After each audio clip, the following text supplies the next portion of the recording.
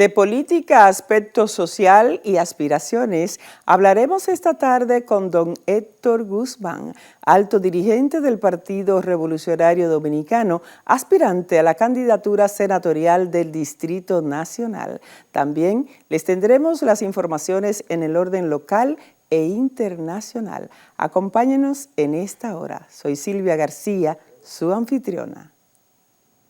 Para el historiador Roberto Casá, el patricio Juan Pablo Duarte no era reconocido como padre de la patria, sino Pedro Santana, que llegó a ser declarado el libertador de la nación. Y los opositores de este no tomaron la bandera de Duarte, sino la de Sánchez, que se quedó en el país y fue el hombre de la Puerta del Conde, del 27 de febrero, y quien dirigió la fundación de la República. Duarte fue reconocido en el siglo XIX, luego de que historiadores como José Gabriel García, Emiliano Tejera, pusieron las cosas en su lugar al rastrear qué fue lo que sucedió para el acontecimiento del 27 de febrero, que era una obra del patricio, y a partir de ahí se reconoció como padre de la patria, aunque fue muy tarde para conseguir más informaciones porque había muerto. Duarte nació en la ciudad de Santo Domingo un 26 de enero de 1813, hijo de Juan José Duarte, comerciante, español nacido en Vejer de la Frontera, provincia de Cádiz, España, y Manuela Díez Jiménez, oriunda del Ceibo, República Dominicana. Juan Pablo Duarte fue bautizado el 4 de febrero del año 1813. Las primeras lecciones de su educación formal las recibió con su madre y luego con una profesora de apellido Montilla, quien dirigía una pequeña escuela de párvulos. El natalicio. El país conmemoró el pasado jueves 26 el 210 aniversario del patricio Juan Pablo Duarte con una serie de actividades encabezadas por el presidente Luis Abinader, quienes dejaron iniciados el mes de la patria que se extiende hasta el 9 de marzo, natalicio del patricio Francisco del Rosario Sánchez, quien junto a Ramón Matías Mella conforman la trilogía de la nacionalidad. Roberto Casá valora como positiva la actitud y planteamiento del gobierno dominicano ante los organismos internacionales para exigir ayuda para Haití, ya que a su consideración el problema haitiano no podrá ser resuelto por ellos solos y se requiere apoyo masivo de la comunidad internacional. El historiador Casá ve positivo que desde República Dominicana se ponga todo lo que esté al alcance para ayudar a Haití, tomando en cuenta que somos una nación pobre con muchas limitaciones, pero que hay que ser solidario tratando de establecer relación de cooperación, ya que eso tiene dificultades aquí por ser también un país pobre.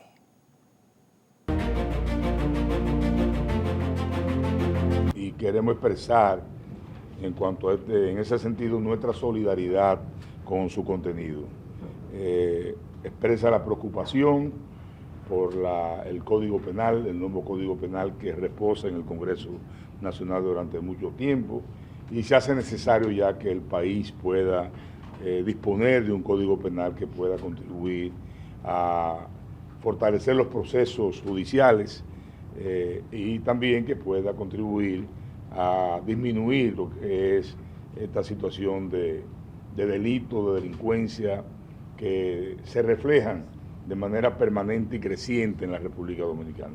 Por lo tanto, expresamos nuestra solidaridad, reiteramos el llamado que hace el episcopado en ese sentido y nos ponemos totalmente a la disposición del Congreso de la Sociedad Dominicana para contribuir a agilizar ese proceso de aprobación del Código Penal de la República Dominicana. Gracias.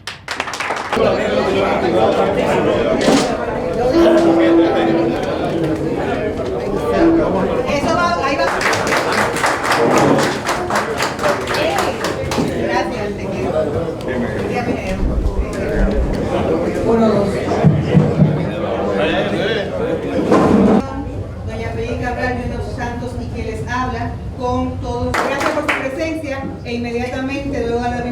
a pasar al presidente del partido, quien es... En primer lugar, quiero felicitarlo en este nuevo año a todos y a todas. Algunos nos habíamos visto, otros no. Por eso aprovecho para... Deberíamos lograrlo en los primeros 3 meses de este año. Vamos a hacer un esfuerzo para que los municipios, distritos... Departamento Aeroportuario recibe reconocimiento por logros en Ranking Plan de Capacitación. El Departamento Aeroportuario recibió el pasado martes un reconocimiento de exaltación por sus altos resultados logrados en el plan de capacitación correspondiente al indicador de gestión de desarrollo del sistema de monitoreo de la Administración Pública SITMAP. El reconocimiento fue entregado al director ejecutivo del Departamento Aeroportuario, Víctor Pichardo, por el titular del Instituto Nacional de Administración Pública, INAP, Cristian Sánchez, a propósito de la celebración de la Semana del Servidor Público y atendiendo las buenas prácticas de la institución para fomentar las competencias formativas. Sostuvo que para la gestión que encabeza, la capacitación representa tanto un derecho como un deber, tal y como se establece en la Carta Iberoamericana de la Función Pública, que recoge la necesidad de fortalecer las competencias de los servidores públicos. Desde este escenario, queremos reiterarle que la capacitación del talento humano del Departamento Aeroportuario ha sido la base fundamental para recibir en el día de hoy este reconocimiento. Invertimos en educación como un derecho fundamental de nuestros servidores, pero también un deber institucional. En esta ocasión, de exaltar al Departamento Aeroportuario, hacemos valer ese sentido que tiene nuestro señor presidente y reconocemos en esta institución y en su señor director la interpretación de lo que se quiere dejar como legado a las nuevas generaciones. Una gestión pública moderna, ágil, eficiente, con el componente de ética. El Consejo Nacional de la empresa privada CONEP destacó los trabajos que realizan los legisladores para aprobar el proyecto de ley de régimen electoral y recomendaron una serie de aspectos que debería tener la pieza. El CONEP recomendó a los legisladores incluir en el proyecto la erradicación de la posibilidad de que recursos ilícitos puedan permear la actividad política, para así evitar que el crimen organizado traspase los partidos políticos y a fortalecer el escrutinio del patrimonio de los candidatos y los aportes que reciben.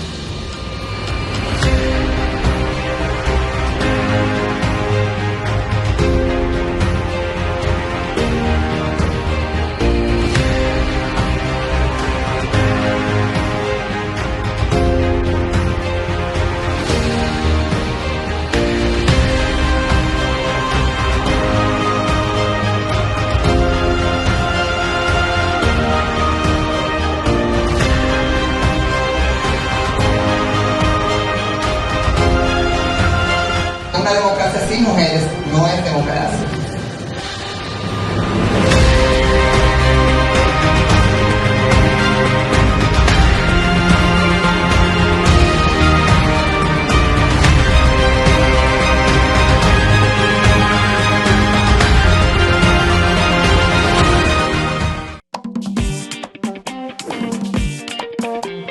Cada rincón te espera con la sonrisa del sol, con su ritmo y su sabor, con historias verdaderas. A cada lugar que llega te recibe lo mejor de su magia y su folclor y amabilidad sincera. Que Quisqueya es la más bella, de orgullo voy a gritar. Aquí todo lo tenemos, salgamos a disfrutar. Hermosos ríos y valles que te abrazan con su encanto, y en sus trillos se oye el canto que a descubrirlo te llama. Dale pa' los rincones, donde te espera un gran sol, su cultura, personajes, leyendas y tradición.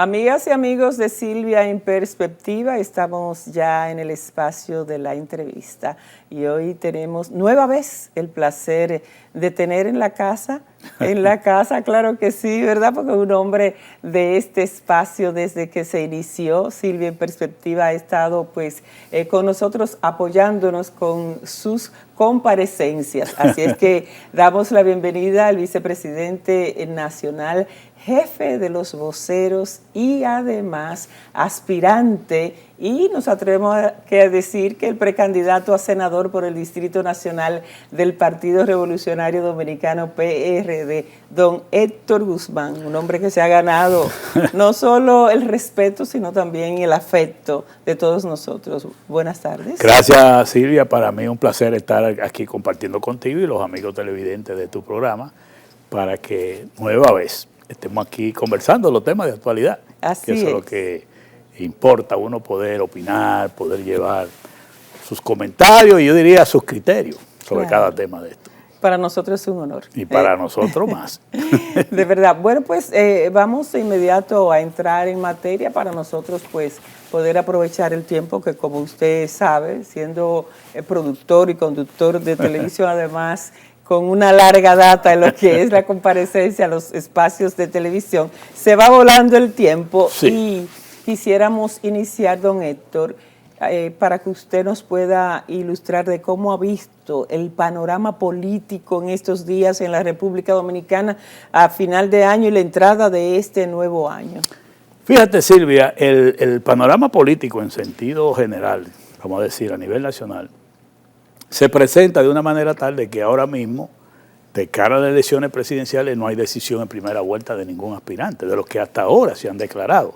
Que podemos hablar de que tentativamente se piensa que el presidente Luis Abinader va a aspirar por el PRM, aunque algunos de sus voceros y sus dirigentes dicen que él todavía no ha dicho eso. Pero bien, se vislumbra que eso va a pasar. Las acciones de ellos entonces dicen sí, otra cosa. Hay contradicciones porque unos hablan de 4 más y otros dicen que todavía no ha dicho nada, pero esos son unos trucos que uno se los sabe ya de memoria. Está el caso de Abel Martínez, que ya el año pasado, en octubre, el PLD definió una figura, una candidatura, una sola de 4 o 5 aspirantes que tenía. Está el caso del ingeniero Miguel Vargas Maldonado, que ya en las próximas semanas inicia su trabajo ya como un aspirante a la candidatura presidencial. La dirigencia se expresó. Se expresó en todo el país y ya también tenemos para ahora, para el día 5 de febrero, que cae domingo, un encuentro de dirigentes en la provincia de Duarte, es decir, en el municipio de San Francisco de Macorís, donde vamos a reunir los dirigentes de todo ese Cibao del Nordeste. Entonces, ahí continuaremos con esos encuentros y luego vamos al este. Es decir, pero ya va en su condición de aspirante presidencial, que no ha salido todavía, prácticamente va a salir con esa condición en los próximos días, pudiéramos decir. Y está el caso de Leonel Fernández con la Fuerza del Pueblo, que también mantiene un activismo importante con ese partido. Hasta ahora el primero que salió fue Leonel Fernández. Sí, hasta ahora tenemos perfiladas esas 4 aspiraciones de manera muy abierta. Y yo diría que el año pasado los partidos nos concentramos más en la organización interna. Ahora vamos a lo que es perfilar candidatos a todos los niveles. A todos los niveles, exacto. Y además de perfilar candidatos a todos los niveles, ahora es que vamos a entrar en una línea de oposición de verdad. Porque el tiempo que tú dedicabas a organizarte internamente, ahora sí es verdad que ya tú tienes que dedicar el tiempo a la oposición y tienes que dedicar el tiempo a tus candidatos, a tus aspirantes. Porque en el caso, del PRD, estaba inmerso en todo este tiempo Sí, igual lo que era la reestructuración, claro, exacto. Igual que el PLD, que todavía También. en estos días estaba terminando, y la Fuerza del Pueblo también, a nivel de base estaba terminando, Cierto. y el PRD estaba reorganizando sus organismos en todo el territorio nacional. Entonces, esa era la prioridad. Entonces, la oposición era una oposición light. No había casi. No, era ligera porque Muy además... ligera. Además, el primer año de gobierno siempre uno le da como una gracia Una tregua. a todos los gobiernos y lo lleva medio suave, como dice. Ahora, de aquí en adelante, si tú quieres crecer, tienes que tener dos líneas claras. Es tu papel de oposición, que te puede identificar con la población electoral, y los candidatos, los perfiles, cómo tú posicionas esos candidatos. Entonces, ahora es que vamos a eso, y ahí es que se va a ir definiendo el panorama político, y ahí es que podremos ver cuando se hagan encuestas de preferencia de partido, ahí es que usted va a poder ver algunos escenarios, porque todo eso que se hacía sin estar definido, esos escenarios, no tiene ninguna validez. Todo el que sabe de estrategia de campaña sabe que las encuestas de preferencias electorales en los escenarios que pasamos del 22 hacia atrás no tienen ningún valor. Ahora es que comienzan los partidos a posicionar aspirantes a todos los niveles, de presidente, de senadores, de alcaldes, de directores, de diputados, y ahí que comienza... Esas encuestadoras, ¿verdad? A medir, a comenzar a medir. Y que ya entran en juegos variables definidas. Tú estás hablando de 4 candidatos presidenciales o 4 aspirantes presidenciales. Y vamos a ver que en cada territorio habrán aspirantes alcaldes, habrán aspirantes, como el caso de nosotros en la capital, que estamos posicionando ahora mismo a la compañera Yané Camilo, aspirando a la alcaldía del Distrito Nacional, y nosotros que vamos a comenzar a caminar, aspirar a la senaduría del Distrito Nacional. Es decir, que cada partido va a ir definiendo esas candidaturas.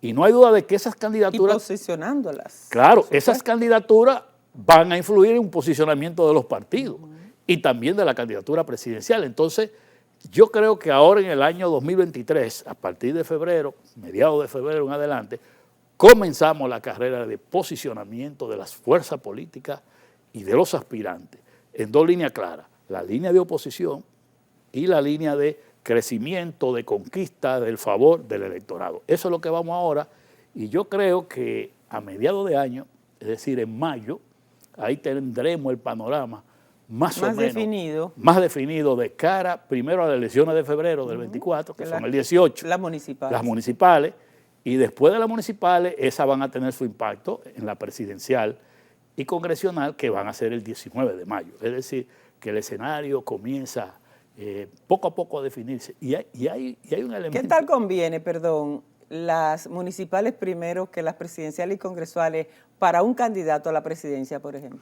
Bueno, las elecciones municipales tienen toda la posibilidad de impactar en las siguientes elecciones, que es la presidencial y la congresional, porque el impacto de tú lograr una mayoría en esas elecciones de febrero puede impactar en un electorado indeciso en las elecciones de mayo, porque se perfila, bueno, si ganaron aquí van a ganar en la otra.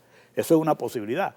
En política eso es posible. Ahora, no necesariamente sucede así, porque también uno se prepara para, si en febrero no te favorece, tú saber qué hacer de cara a las elecciones presidenciales para contrarrestar eso. O sea, todo va a depender en el momento de la coyuntura.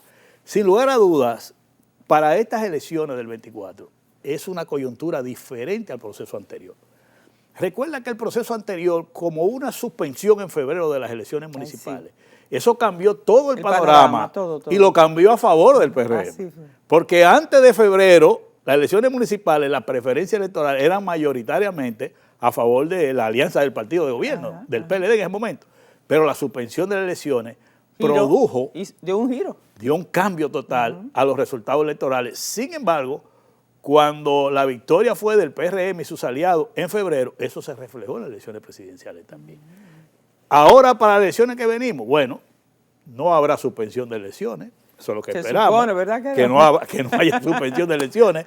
Y lo segundo, no impactará lo que fue la división del PLD, que se produjo también antes de ese proceso, y eso tuvo su impacto en las elecciones, de manera que estas son unas elecciones en un escenario completamente diferente. Y desde ahora uno va dándole seguimiento cómo va el comportamiento de los partidos, de los aspirantes y del electorado. La realidad es que partimos este 2023, en enero que estamos ahora, con un escenario donde no hay decisión en primera vuelta, con un escenario donde se comienzan a posicionar, a perfilar los candidatos a todos los niveles, y con un escenario que ya los partidos organizados internamente ahora tendrán que asumir un papel opositor más directo, más claro, pero también más de defensa a los intereses de la población si quieren ganar el apoyo del electorado. De manera tal ponerse de lado sí, porque fíjate de los municipios pobladores. Claro, aquí va a haber una lucha de quién la población lo percibe como el opositor principal. Porque cuando el electorado se comporta, si no quiere el que está en el gobierno, busca en la oposición a quien quiere. ¿Quién está entonces, definiendo esa parte? Quien asuma el interés, vamos a decir, las necesidades, las inquietudes del electorado. Quien se identifique más con ellos. Con ellos, ese va a ganarse el apoyo de la población. Y por eso es que ese tránsito hacia ese momento es lo que va a definir las preferencias electorales cuando estemos hablando por ahí por mayo. Ese es el escenario que tenemos. Entonces, en estos momentos usted puede vaticinar que habrá segunda vuelta en el escenario del 24. Como decimos en las encuestas, si las elecciones fueran hoy, hay segunda vuelta segura. Nadie tiene los votos suficientes para ganar una elección en el día de hoy. Y lo saben los partidos y los aspirantes, lo saben. Y es normal, porque todavía las cosas están en definición, están en un proceso de definición. Es más, hay un electorado muy mayoritario que no toma decisiones así tan temprano. Claro, claro. Espera ya la parte casi final. Y quiere ver qué va a hacer la oposición. ¿Qué va a pasar? ¿Qué van a hacer la oposición? Inclusive hay un electorado conservador que a lo mejor votó por el partido de gobierno ahora y que está disgustado, pero no lo manifiesta si no ve alternativa del otro lado. Claro. Entonces, porque dice, ¿y qué tenemos para contrarrestar esto? Mira, eso incide hasta los empleados del gobierno. Así es. Cuando los empleados del gobierno ven que se va a perder, comienza la debate. Eso sí es verdad. Porque hay gente que no tiene... Y lo hemos vivido. Sí, lo hemos vivido, ¿verdad? Porque hay gente que no tiene militancia partidaria y son los primeros que abandonan el barco. Si ven que ese barco no va bien. Y si va bien, hay gente que se adhiere, pero todo va a depender de cómo vaya ese panorama. Que yo estoy casi seguro que vamos a un proceso bastante, vamos a decir... no va a ser tan fácil como la ola. Va a ser bastante importante, porque tres fuerzas en la oposición, importantes, vamos a decir, PRD, PLD y Fuerza del Pueblo, con tres figuras políticas experimentadas en el escenario. Los tres. Porque Abel Martínez viene de la alcaldía, presidente de la Cámara de Diputados, ha hecho campaña. Y con un partido atrás que ha estado en el poder mucho tiempo. Miguel Vargas Maldonado, que ha sido funcionario público y fue candidato en el 2008. Y Leonel Fernández, ni hablar. Es decir, que no estamos ante una oposición cualquiera. No es una oposición cualquiera. Los aspirantes de la oposición... No son inventos realmente. No, son gente que ya han hecho campaña, que tienen experimentado, que saben lo que hay que hacer. Y que no es verdad que se van a quedar cruzados de brazos. Y en el caso del partido de gobierno, bueno, el partido de gobierno tendrá que sortear muchas situaciones que se le presentan a todo partido de gobierno. Y que se le han presentado. Y que se están presentando. Pero vamos a ver, yo no quiero adelantarme a los acontecimientos, porque cada quien va a aplicar su estrategia. Nosotros vamos a aplicar la de nosotros, el PLD la del PLD, la Fuerza del Pueblo la de Fuerza del Pueblo, y el gobierno la del gobierno, y vamos a ver, el electorado será, como decía un programa de un amigo mío, sea usted el jurado. Sea usted el jurado, así mismo. Que así decimos nosotros con la candidatura local. Cuando nosotros hemos decidido ahora aspirar a la senaduría de la capital, nosotros hemos planteado, bueno, vamos a cada quien a plantearle a los capitaleños qué usted aspira como senador, para que los aspirantes de los otros partidos hagan lo mismo y al pueblo que escoja. Y a ese debate yo voy.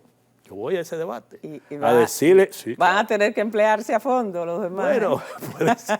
Hay un amigo que me dice... Hay un amigo que me dice del partido del PLD, amigo mío, que a ti te va a pasar como Leonel Fernández. Yo, ¿cómo así? Que nadie quiere ir a debatir. Y digo, no, pero la política es eso. La política hay que exponer, hay que plantearse. Ya lo dudo, no es fácil irse con usted a pero hay que irse. A un programa a debatir todos esos temas. Yo creo que es interesante. Los debates son interesantes, pero no todo el mundo se atreve. Pero yo me estoy preparando porque a mí me tocó trabajar 4 años con Peña Gómez en la alcaldía, 4 años con Feyo Suberví, 4 años con Corporán. Me tocó manejar desde el Poder Ejecutivo, asesorar al Congreso Nacional, me tocó trabajar asesorando presidente del Senado. O sea, son áreas que uno conoce la ciudad un poco. Sí, eso sabemos. Sí, yo nací y me crié aquí en la capital. Precisamente por eso es que será difícil irse a un debate con usted. Pero hay que hacerlo.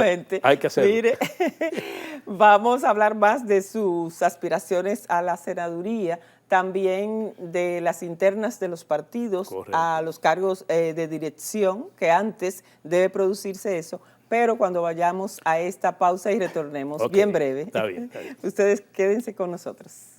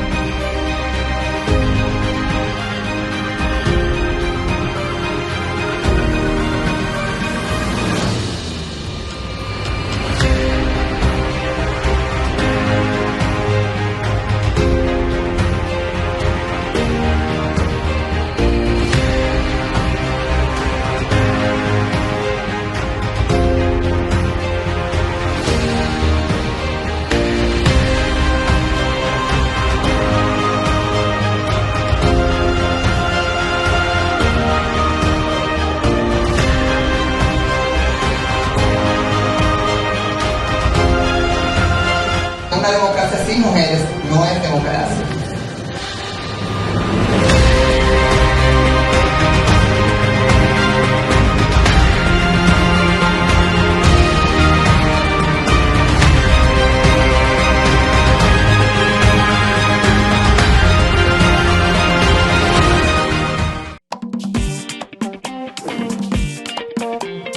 Cada rincón te espera con la sonrisa del sol, con su ritmo y su sabor, con historias verdaderas. A cada lugar que llegas te recibe lo mejor de su magia y su folclor y amabilidad sincera. Que Quisqueya es la más bella, de orgullo voy a gritar. Aquí todo lo tenemos, salgamos a disfrutar. Hermosos ríos y valles que te abrazan con su encanto, y en sus trillos se oye el canto que a descubrirlo te llama. Dale pa' los rincones, donde te espera un gran sol, su cultura, personajes, leyendas y tradición.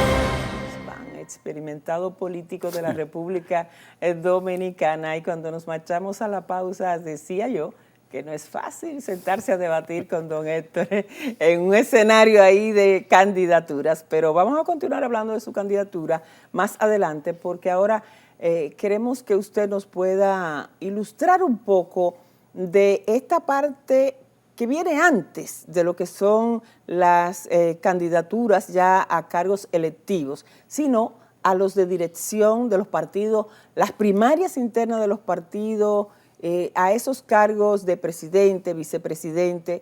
¿Cómo andamos? ¿Cómo se está trabajando? ¿Cuándo eso se produciría? Usted que conoce todo este calendario de la Junta Central Electoral. Sí, mira, lo primero es que en el caso del PRD, las autoridades actuales vencen en mayo de este año. Entonces nosotros tenemos de aquí hasta mayo para organizar ese proceso interno. Estamos elaborando unos planes, propuestas concretas para llevarlo a los organismos partidarios, para hacer un proceso democrático, transparente y seguro para definir el tema de la dirección política. E inclusive hemos estado hablando con el presidente del partido, el ingeniero Miguel Vargas Maldonado, de que nosotros tenemos que hacer un proceso completamente transparente y democrático para que las autoridades que salgan electas de ese proceso son los que van a dirigir la campaña que viene. Ahora, esto hay que caminarlo como dicen, en dos vías. Porque al mismo tiempo que tú vas trabajando el tema de la elección de las autoridades internas, hay que trabajar también el tema de las candidaturas que estamos perfilando. ¿Por qué? Mira, los plazos de la ley electoral del partido establecen que las reservas de candidatura, los organismos partidarios, tienen que decidirlo a más tardar el 2 de junio. Todo está muy definido. Oye, no, es que, y cosas que tú no puedes cambiar. Exacto. Entonces, a más tardar el 17 de junio, tú tienes que comunicárselo. De junio. De junio. Es decir, que a principios de junio, mismo. Tú tienes que, oye lo que te estoy diciendo, en mayo tenemos que elegir la directiva. Pero a principios de junio hay que definir lo que son las reservas de candidatura, que cuando tú hablas de reserva de candidatura estás hablando de alianza política. Claro. Entonces, por eso es que hay que ir en dos rieles diferentes todo el proceso. Paralelo. Y nosotros estamos muy preparados para eso, porque como uno conoce de eso, con el ingeniero hemos hablado y hemos trabajado en esos dos, vamos a decir, sentidos, lo que es la parte interna y lo que es lo que hay que cumplir con la ley electoral. ¿Qué quiere decirte eso cuando yo te lo estoy explicando?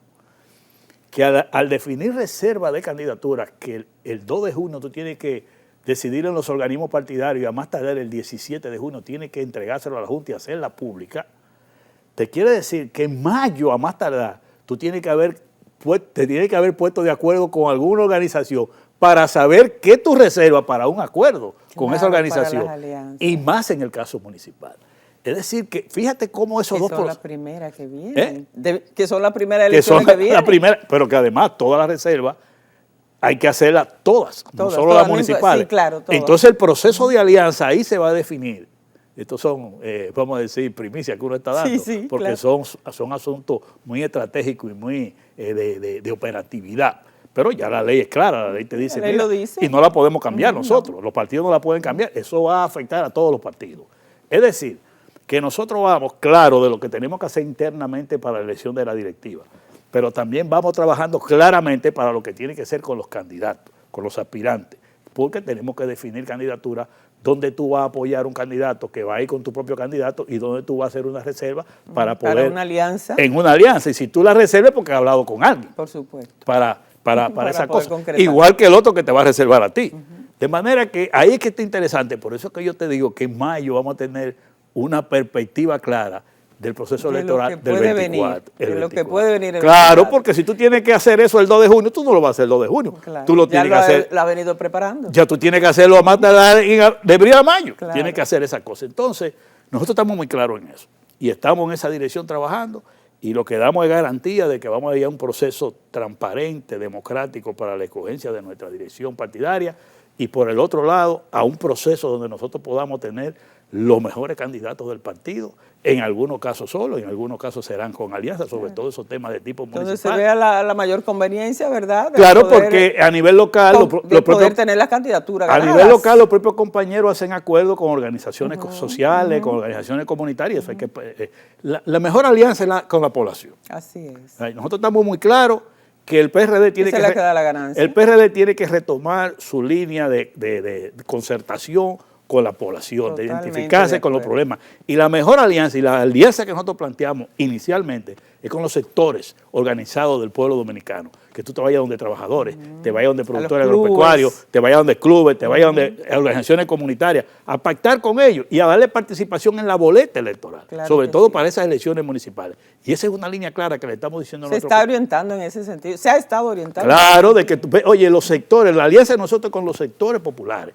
con el pueblo, donde hayan evangélicos, católicos, dirigentes comunitarios, dirigentes sociales, con organizaciones, vamos a pactar. Ustedes quieren resolver los problemas del ayuntamiento, de su comunidad, vengan, participen con nosotros para que sean parte del poder de decisión y poder enfrentar esas situaciones. Y eso es una línea clara, por eso que nosotros decimos, aquí no se puede hablar de alianza en este momento, no es momento. Ahora, la única alianza que nosotros sí hablamos es con los sectores populares, que es lo que el PRD debe retomar, que era su línea de bandera de lucha siempre. Y el resultado que dio. Y ahora estamos orientando en eso. Tú has visto cómo se ha organizado un sector religioso del PRD, que están viniendo figuras, inclusive evangélicas y algunos líderes del cooperativismo comunitarios, cooperativismo de los maestros, que están integrándose al PRD precisamente en esta línea de un acuerdo con organizaciones cooperativas, organizaciones comunitarias, para que sean parte de la boleta. Varios pastores se han integrado con mucha aceptación. Aquí en la circunscripción número 2, que está el compañero Jesús, que se llama, que aspira a una diputación, que es un pastor evangélico muy importante en la circunscripción número 2. Muy activo. Del Instituto Nacional, es una persona activa, y tiene un liderazgo ahí tremendo. Y eso fue fruto de eso, de acercarnos a la iglesia evangélica y decirle, búsquenos dirigentes de ustedes, representantes de ustedes, que puedan participar con nosotros en el PRD, que le abre la puerta para una aspiración, sea regidor, sea diputado, lo que ustedes entiendan. Junior, exactamente. Junior en la circunscripción número 2 es producto de eso. Pero así hay en otros sitios, que nosotros estamos poniéndonos de acuerdo con representativos de las diferentes iglesias, con organizaciones sociales y le estamos dando participación. Precisamente en esta semana hay un compañero de Villa González que ha ingresado al partido, que es un dirigente comunitario, que ha dirigido luchas populares por el cierre de minas que se estaban explotando ahí y la comunidad protestando y ellos encabezaban eso y ese compañero ha venido al partido y va a pedir alcalde en Villa González. Y esos son los que están del lado de la comunidad haciendo el trabajo Sí, y ellos se sienten identificados con ese defensor porque lo está defendiendo. Claro, entonces ese se llama Asdrúbal, que le dicen los compañeros. Como un cantante, hay un cantante. Asdrúbal Guillén Díaz, que es un dirigente prácticamente social. Entonces viene al PRD y está trabajando para aspirar a la alcaldía de Villa González. Exacto. Con muchas posibilidades, porque él es representativo como vamos a decir, un dirigente social de esa comunidad. Y es el trabajo. Es el trabajo. Es el trabajo que estamos haciendo en muchos sitios. Mire, don Héctor, usted ha hablado mucho de la transparencia con la cual deben hacerse los procesos dentro del Partido Revolucionario Dominicano. Pero esa transparencia tiene varios caminos o vertientes por las cuales se pueden hacer, porque da la ley la posibilidad de hacerlo de diferentes formas y son legales. Claro. Háblenos de esa parte. El partido, en cada uno de los procesos, tanto para escoger los cargos electivos como para la dirección partidaria, tomará la decisión de los métodos de escogencia que más convengan, siempre respetando la ley de partido, la ley electoral y los estatutos del partido. Fíjate cómo el partido de gobierno escogió un método para elegir sus autoridades, que fue Asamblea de Delegados.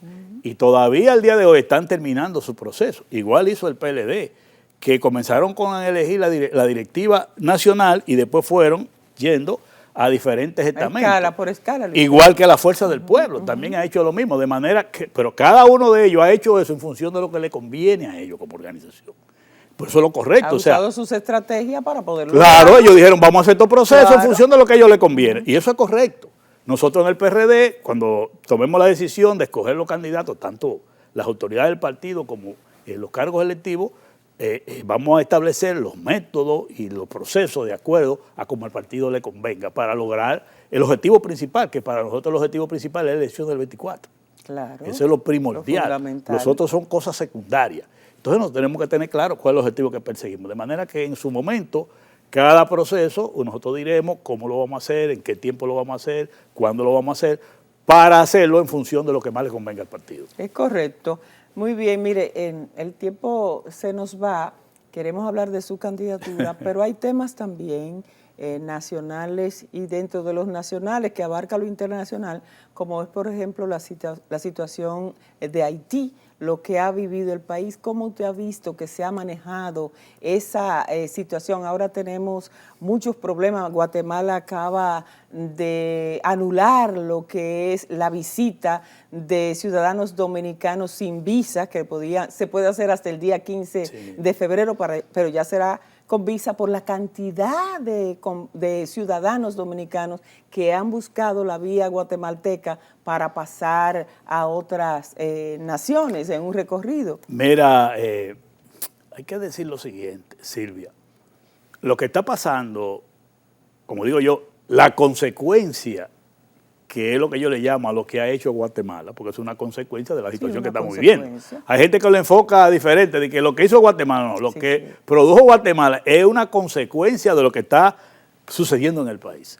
La realidad es que aquí en los últimos tiempos se han incentivado los viajes en yola y también los viajes por Guatemala. Y han sobrado muchas. O sea, no es que los viajes en yola que siempre se hacen, no. Lo que estamos viendo por Guatemala ha roto, como quien dice, el récord.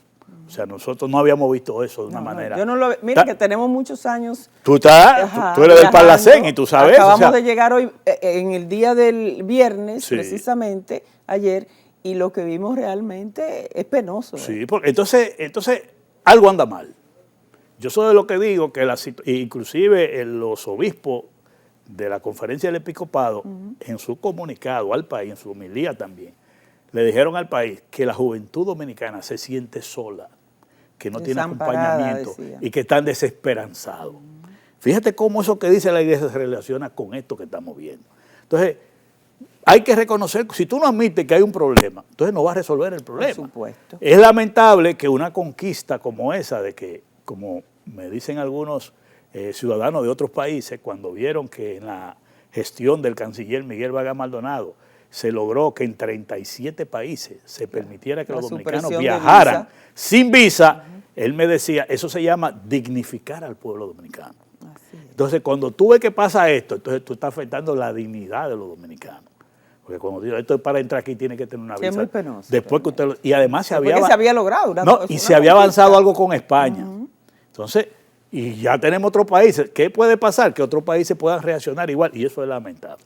Pero la verdad es que hay una situación difícil de desesperanza en la mayoría de los dominicanos, sobre todo de jóvenes, y que eso es producto de una política pública errática, que no ha sido acertada, que no ha funcionado. Vamos a estarlo claro, porque si no la gente no quisiera irse. Claro, Eso- además son demasiadas personas. O sea, lo que estamos viendo es producto de que las políticas públicas aplicadas por el gobierno no han sido positivas, no han sido efectivas. Entonces debemos revisar eso. Y no lo estamos diciendo como una manera, vamos a decir, de querer hacer politiquería. No, está Hay un bien. problema y la iglesia lo describe de manera Está muy ahí clara. Entonces, ese es un problema. Lo de Haití, nosotros creemos que el problema de Haití, el PRD ha hecho un planteamiento claro. El PRD ha dicho claramente de que la posición que debe defender República Dominicana en la comunidad internacional es plantear lo que en la ONU se habló, de crear un bloque de fuerzas o de países que vayan en auxilio de Haití. Y que lo primero que hay que hacer es pacificar a Haití, porque si no hay estabilidad, si no hay paz, ¿qué es lo que van a hacer? Hay que pacificar a Haití para crear las condiciones que tú puedas llevar a esa población a un proceso electoral de elegir sus autoridades, una que otras autoridades, y ayudarlo también en el desarrollo. Porque en la medida en que Haití esté, esa situación que tenemos allá, la presión la tenemos nosotros. Es lamentable que tú estés viendo un éxodo de tantos ciudadanos haitianos indocumentados, ilegales a la República Dominicana, y que de la República Dominicana se estén yendo los dominicanos para otro lado. ¿Qué es lo que va a quedar aquí? Fue peligroso. Muy peligroso. Muy peligroso, porque cuando viene a ver, es una sustitución de una población por otra. Porque aquí estamos hablando de los infelices abajo, que se van en Yola o que buscan un pasaporte para irse por Guatemala.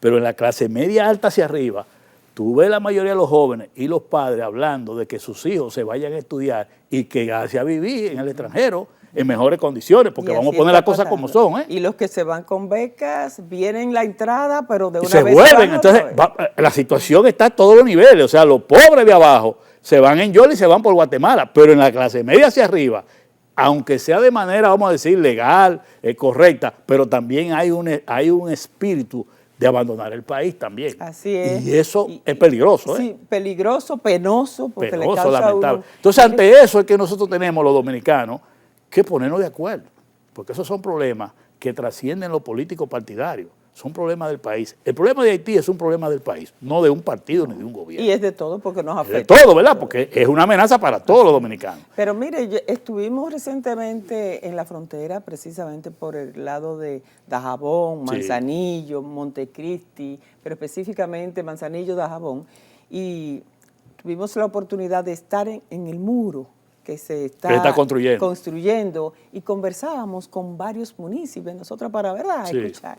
Y nos decían, eso no va a resolver nada. Claro que no va a resolver nada. Así nos decían, eso no va a claro. resolver, mírelo. Claro. Hasta fotos ellos mismos le tomaban a uno y mire cómo está, Pero claro, cruza la mirada, o sea, eso no va a resolver nada. Al contrario, oigan lo que nos decían ellos, varios municipios, al contrario, eso es lo que va a incrementar el negocio que se hace con cuando esto. tú pones dificultad, entonces cuesta más el asunto. Ya sabes. Pero al final de cuentas es un problema del país que todos debemos enfrentar. Y lamentablemente el gobierno dominicano del presidente Luis Abinader comenzó con los partidos un diálogo para ponerlos de acuerdo en acción. Dejaron de hacer. Y eso se dejó de hacer. Sí. Como ha pasado Usted tuvo la oportunidad de Claro, yo ir y estuve en varias reunirse. reuniones. Sí. Como ha pasado con todos los temas, que se estaba en el diálogo y ya no se le da importancia. no se Entonces, da. que es negativo porque este país, en medio de esta crisis, necesita de la concertación de su liderazgo para enfrentar problemas que no son de un gobierno, de un partido.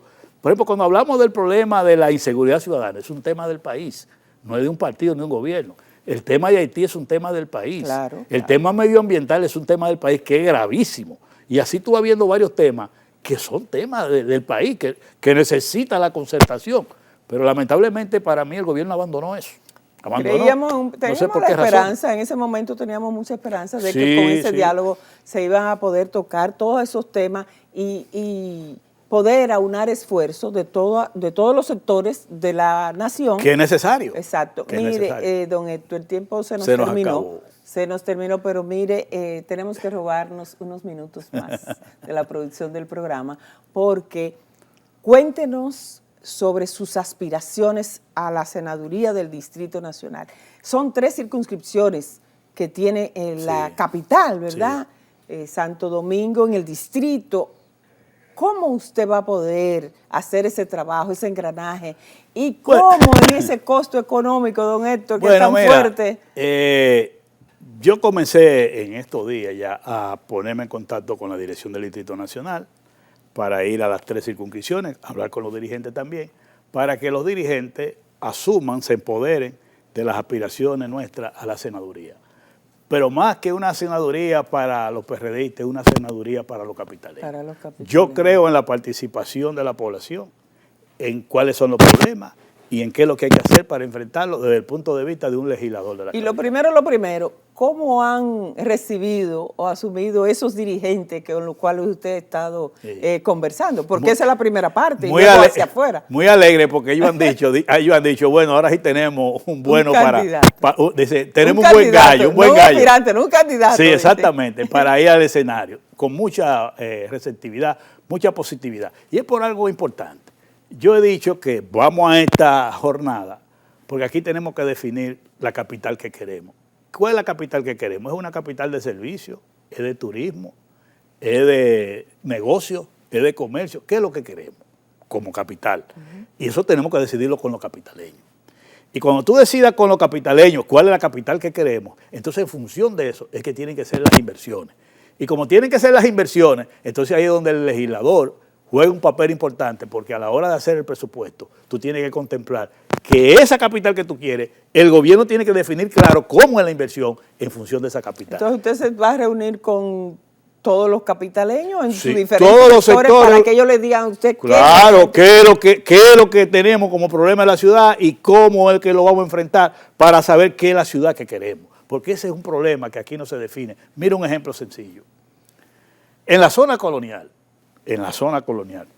que es importante, el gobierno ha anunciado que tiene un préstamo del BID para invertir cerca de 5.000 millones de pesos. Y recientemente hablaron de invertir 460 millones de pesos en aceras sin contener, la zona colonial. Y los otros barrios de la capital, ¿qué vamos a hacer? Que son tan importantes. Donde están los hijos de Machepa, ¿qué vamos a hacer? Y el cólera que está ahí en San Carlos, al lado de la zona colonial, con un problema grave de salud. La Sursa y todo eso. Y no acabamos de vivir en la capital una tragedia con el asunto de la inundación, un viernes aquel, que el problema del drenaje de esta ciudad. 4 de noviembre. ¿Verdad? Que el drenaje de esta ciudad es un problema grave. Que tú dirás, bueno, yo estoy de acuerdo en que la zona colonial se invierta. Ahora, esa es la prioridad de la capital. O sea, la capital es la zona colonial. Cuando tú te vas al presupuesto actual del gobierno central ahora, tú buscas la inversión de capital que hacen por cada provincia y en el caso del distrito, ¿tú sabes cuánto tienen contemplado?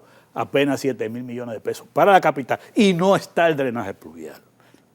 Entonces, si tú coges ese dinerito y lo del ayuntamiento a esta capital como la tenemos, la inversión es... Y con tanta importancia ese drenaje pluvial que usted habla, que aquí dicen va a llover y ya todo está inundado y entaponado. Que déjame decirte que yo estuve investigando y en un momento se hizo un presupuesto aprobado en obra pública, hasta se licitó en el 2017, 2018 por ahí, y ese drenaje, la inversión, el monto era de cerca de 9.000 millones de pesos.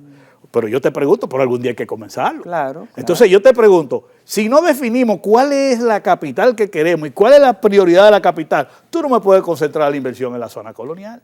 Porque los hijos de Machepa. Y San Carlos. Pero yo vi ahí, yo vi ahí en Capotillo que están protestando por la extensión de un liceo. Y tú sabes lo que es Capotillo, ¿verdad? Sí, y cuando estén pidiendo la extensión de un liceo, da pena que tú oigas eso, ¿me entiendes? Entonces, y puede ser entonces que salgan focos ahí de sociales, de todo. Entonces, un legislador juega su papel, porque el papel de un legislador, de un senador, tiene que ser, primero, presentar iniciativas a favor de tu ciudad. Segundo, rendir cuentas.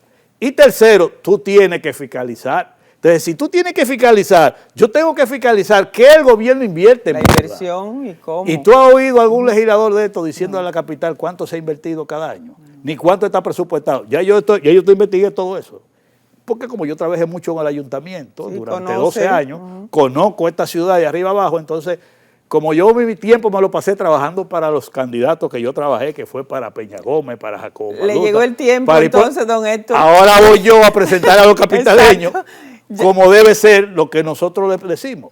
Yo espero que los capitaleños... Toda esa experiencia acumulada, usted asesorando todas esas... Al servicio de la capital y que los capitaleños vean en mí su voz en el Senado. Mire, pues el tiempo no alcanzó realmente para que usted no pueda hablar de todo ese proyecto, por lo que yo sé que usted más adelante va a estar muy ocupado en lo que son. Pero entonces, antes, dentro de un mes, yo quiero comprometerlo para que usted vuelva aquí a hablar de la candidatura. Si yo voy a hablar, vengo ese mes y voy a venir a hablar después que yo haya ido ya a cada sector de la capital para ver, ¿verdad? A conversar con los perreitas, pero también con los ciudadanos. Correcto. A eso que voy, porque no es de que inventarnos. Yo voy a ver qué ellos para piensan, saber qué ellos sienten y qué es lo que hay que hacer. Muy bien, excelente. Gracias, don Héctor, por haber aceptado nuestra invitación. Esperamos que desde que se abra la campaña y puedan hacer sus spots y todo esto, usted nos mande su promoción para nosotros colocársela aquí, sin condiciones en este espacio que es suyo. Sobre una cosa clara,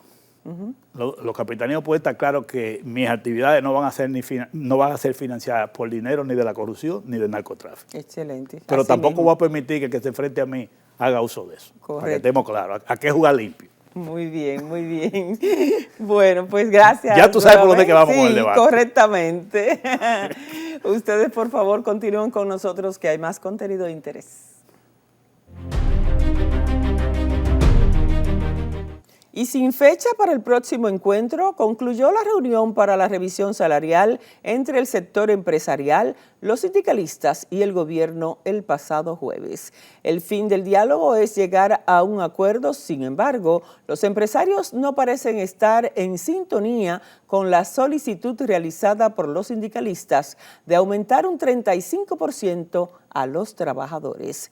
Luis Miura, del sector empresarial, y Pedro Rodríguez, vicepresidente de la Confederación Patronal de la República Dominicana, indicaron que los empresarios realizarán las reuniones correspondientes para analizar la viabilidad del aumento solicitado por los sindicalistas. Mientras, Jacobo Ramos, representante del sector sindical, advirtió que de no aplicarse un aumento salarial, el país podría tener un estallido social por los altos niveles de inflación registrados en el país.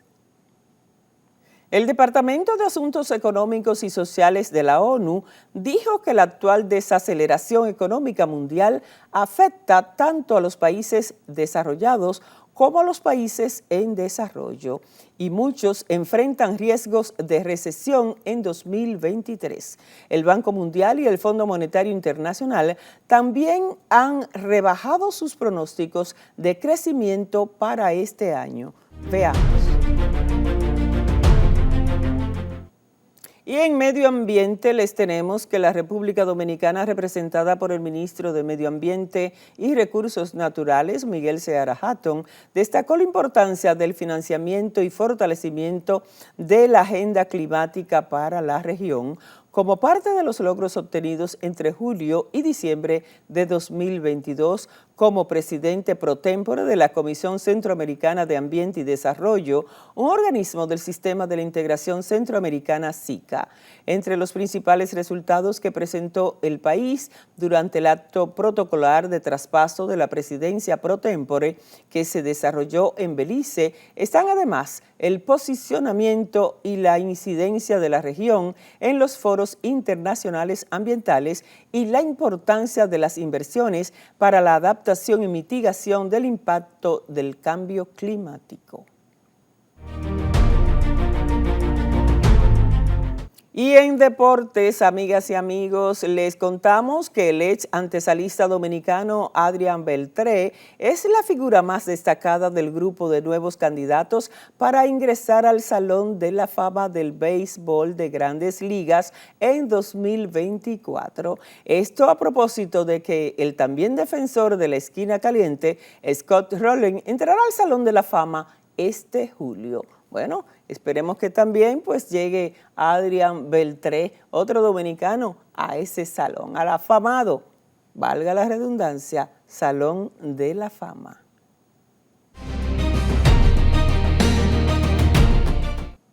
Y en las internacionales, el presidente de Estados Unidos se mostró agradecido con sus socios europeos por sus respectivas ofertas de carros de combate a Ucrania. Poco antes del anuncio estadounidense, Alemania prometía a Ucrania la entrega de 14 tanques Leopard 2. Tras la luz verde de Alemania, también España, Polonia, Finlandia, Noruega, Suecia, Países Bajos y Portugal se mostraron dispuestos a enviar a Ucrania ejemplares del carro de combate alemán.